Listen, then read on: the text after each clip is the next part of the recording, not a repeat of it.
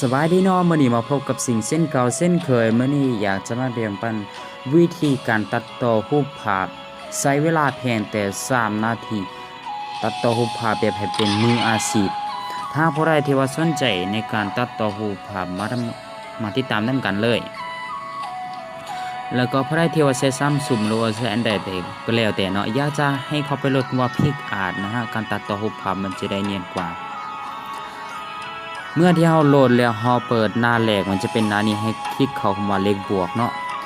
อยู่ด้านบนสุดอยู่ถึงนี่นะมันจะมีคำว่าเลือกรูปภาพให้เราติ๊กเข้าและไปเลือกรูปภาพตัวที่เราต้องการที่จะตัดคือมื้อนี้ค่อยอยากจะตัดเกี่ยวกับตัดขอบของรูปเนาะคือเราเลือกรูปตัวที่เราต้องการที่จะตัดเอาติ๊กเข้ารูปตัวที่เราต้องการนะหลังจากนั้นให้ไปเข้าคำว่าเครื่องมือและคลิกคำว่าตัดรูปภาพแบบฟรีให้เราสังเกตดูด้านลมมันจะมีคำว่ารูปคนมันติวแล้วก็บ่พอจักเทื่อหลังจากที่ว่ามันเป็นสีแดงแล้วให้ติ๊กคำว่าเป็นลูกศรยาวไปเนาะมันจะมีคำว่าบันทึกแล้วก็ติ๊กเข้าไปอีกบันทึกเข้าไปที่โทรศัพท์โอเค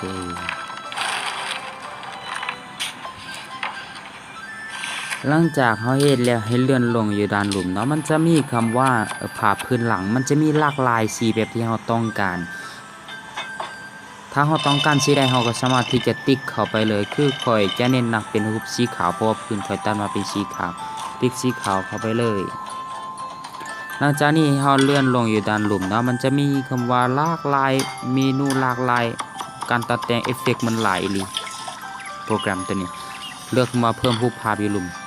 และเลือกรูปตัวที่เราต้องการโอเคก็สามารถที่จะดึงให้มันขยับน้อยใหญ่ได้แบบที่เราต้องการได้เลยเนาะคือตัวนี้จะเน้นเกี่ยวกับคนที่ว่ามักใส่รูปภาพแบบอย่างเช่นแบบว่าคนที่มักอินสปิเรชันคือว่าสร้างแรงบันดาลใจคือว่าอยากจะเขียนคำคมคำกรบ่สินะการเขียนมันโคตรสุดยอดมันจะมีแบบเอฟเฟกต์หลายอย่างนะ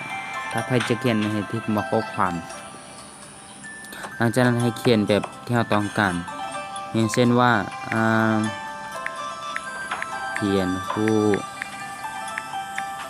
พัฒนา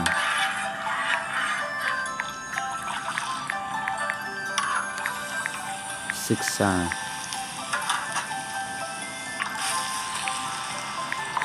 และลงมือ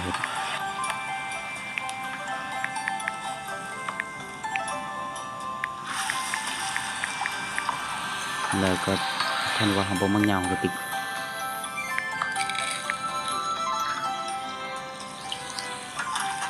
ถ้ามันบ่เห็นเราก็สามารถที่จะเปลี่ยนสีแบบนี้ได้ให้มันแจ้งขึ้นแจ้งเข้าไป